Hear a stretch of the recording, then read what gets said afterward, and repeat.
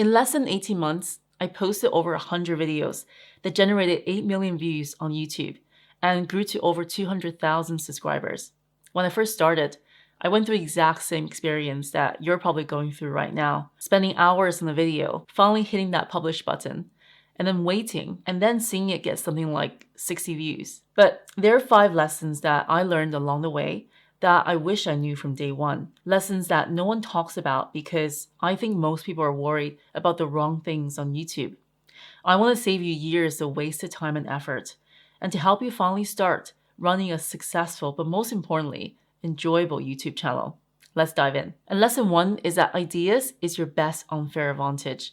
So after making over 100 videos, and I know that I got many more to go because I just love the process of making them, is that while the quality of your video gears, they do make a difference in making that first impression for your audiences of how your video looks. But what really matters is the quality of your idea. And I learned this from Patty Galloway, who helped creators such as Mr. Beast as a YouTube consultant. And he reminded me in one of his podcast episodes that the idea is more important than everything else, including your title, your thumbnail, and editing, because it sets the ceiling of what the videos can become. So the thumbnail and titles, they're still very important, but only after you have a really strong idea. And if you can't package an idea into a clickable title and thumbnail and then deliver on it so your audience doesn't get disappointed to actually leave, then it's probably not worth pursuing. So this sometimes can decide if a video is a 5K view idea or a 5 million view idea. And I think there's no point obsessing over how good the mic is or whether I should get more expensive lights and camera. The videos can look better, but are my ideas better?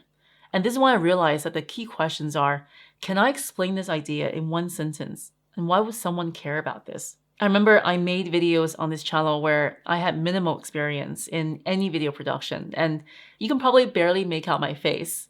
It's probably a little embarrassing to watch those now, and that video generated over 2.5 million views.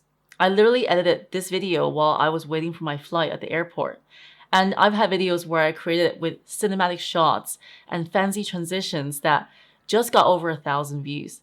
The key thing here is that I learned to nail the idea first, and everything else is secondary. Lesson number 2 is that you need to find your 10% leverage. So in anything in life, there is this beautiful Pareto principle, which is that roughly 80% of results come from 20% of your efforts. But actually, my personal experience on YouTube is that 90% of results came from 10% of my efforts. Because YouTube is just one of those examples of finding the key levers that you can pull, and only you can do that, which gives you that 90% of your return on your efforts. And this limitation, it really actually set me free from any creator burnout because I believe in shipping my work versus benchmarking my work against my last one or the best one. I realized that the game isn't to make every video perform, but is that to make enough videos that you will hit your 10%. And you're shipping your videos without having the pressure. I like to track my top videos over a 3-month period, and I recommend that you do the same. Look at how much of your total views it's actually driving. And I bet you most of the times it's somewhere between 40 to 60% of your views from just that one video. But I also think the average performing videos on your channel is definitely not a waste of time because these are the key reasons why and how they actually became my best assets on my YouTube channel. The first thing is that I see every failure as lessons and experiments, and it's not failure when it's giving you feedback and you're learning how to tell your story. And the second thing is that there are community building videos and there are the growth generation videos. So community videos are going to help me connect with my audiences on more of a personal level. And whereas growth generating videos, they're helping to reach more people. I like making both of them, but the ones that are personal to me, I like the most. And the last thing is that when someone finds you through a viral video, they want more. So if you only have 3 videos on your channel, they probably leave. But if you have 10 videos, they're more likely to check out those other ones. I know that my new audiences on YouTube are enjoying the content when they're saying things like, I can't believe I just stumbled across your channel and I just binged 10 of your videos. So I feel that when I let go of that pressure to perform, I realized my only focus should be on to make enough videos that I can find my 10% and build a really nice backlog of videos worth binging on. Lesson number 3 is that information is now worthless. So if you're starting YouTube now, one of the biggest problems is that every single video topic has already been covered, pretty much. So productivity tips, done. Morning routines, there's so many of them. How to use ChatGPT, well, that's been done pretty much hundreds, if not thousands of times. So why would anyone watch your video? And that's a question that I ask myself every single time, because people don't want just information anymore. They can get that from AI in 10 seconds. Information is becoming more and more worthless on its own, but people now want perspective. They want to know, what do you think about it? What's your unique take? Imagine you're at a dinner party. Do you think people would like those people who recite facts from Wikipedia? Or do you think they'd be more interested in hearing your perspective on something? So on my channel, I do a lot of book reviews. And in those videos, I genuinely want to share the lessons that I actually wrote down in my books that are now really dog-eared and highlighted with all of my audiences. Now, these are my takeaways and my own unique perspectives. Others who are reading the same books, they probably have a different take on the whole content, and that's absolutely okay. So the key takeaway here is that you want to make videos that only you can make, because it's your version of what your perspectives are, and give people a reason why they need to watch your version. When you make it yours with your personal experiences and takeaways, it makes it that much more valuable, because people just can't get it from anywhere else. Lesson number 4 is that views are just for vanity, but your systems are everything. I don't think it's a secret that YouTube views do not pay the bills, at least not reliable for the long term, because anything can happen to your reach and how many audiences see your video. And that's after you actually do get monetized through the YouTube partnership program. So just ad revenue alone, it won't build a sustainable business. And for me, that is a slightly different situation, because I've always approached YouTube as a creative outlet while running my main business of delivering digital skills and AI training for businesses and professionals since I left my full-time job at Google. And for most beginner creators that I spoke to, they're hoping that if they get enough views, that everything will work out. The thing is that it just doesn't, because the truth is your YouTube channel shouldn't be the business. It's only the front door to your business. So think of YouTube like a storefront. And this is also the key lesson that I teach my corporate clients when I was at Google when it comes to marketing online, is that people will walk by, they see something interesting, they come inside. But if there's nothing to buy, there's no way to go deeper, no next steps with you and your particular store. They just walk back out. And really, in my opinion, this applies to any social media platform. And every piece of content and every video should have a purpose. And they should lead your audiences somewhere off YouTube into a place that you actually own. Not every video needs a hard sell. It could be even just your newsletter that's free, that you're providing amazing amount of value every single week in your audience's inboxes.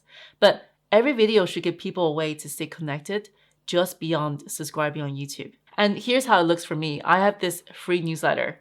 When someone finds value in my videos, they can subscribe and get deeper insights delivered straight to their inbox every single week. Now, I'm not just a YouTube creator that they watch occasionally. I'm building a relationship with my audiences.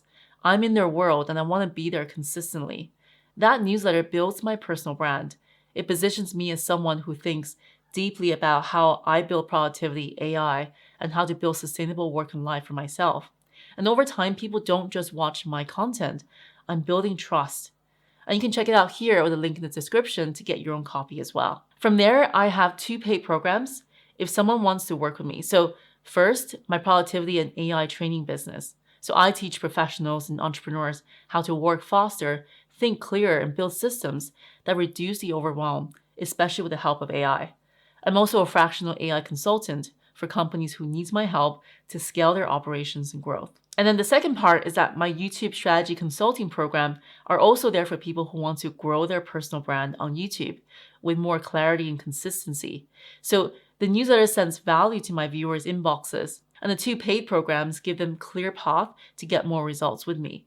And that's what turns a hobby channel into a real business. Now, here's something I wish I understood when I first started YouTube. Your channel isn't just a channel. It's really the foundation, the source, the opportunities for your next step, even if you don't feel like you're building one just yet. And I wasn't so clear about this in the beginning.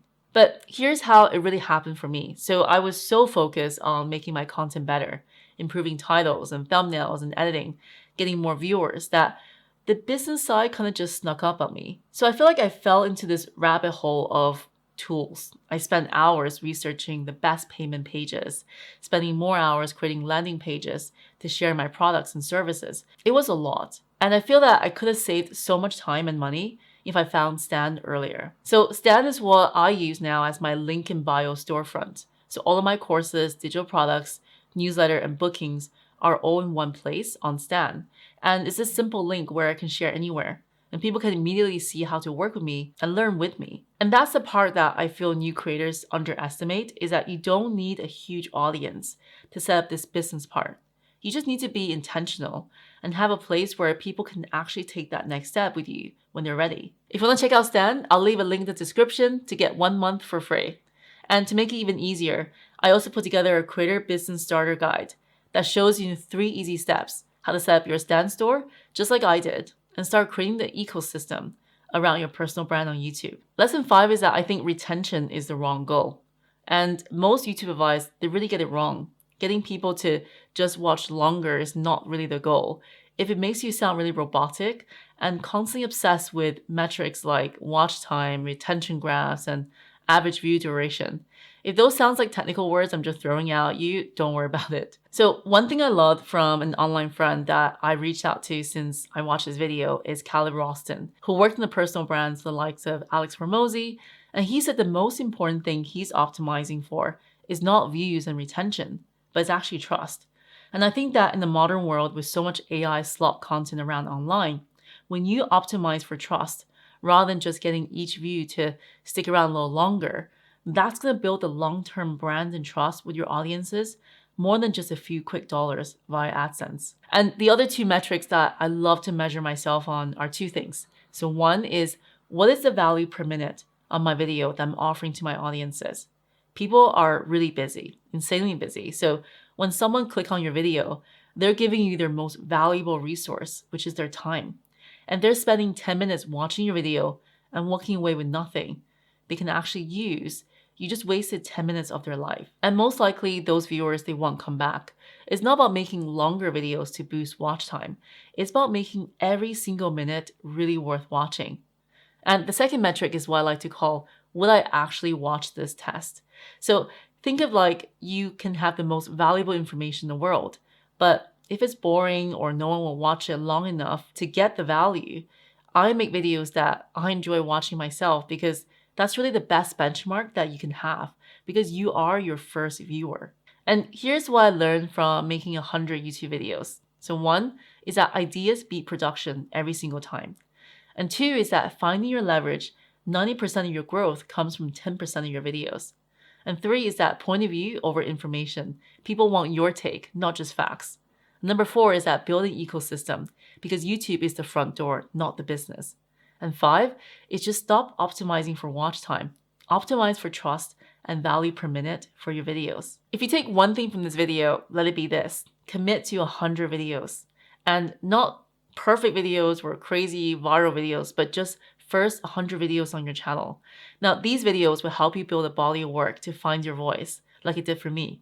And that's your real payoff, is that you learn more from the process than what you get in the end result.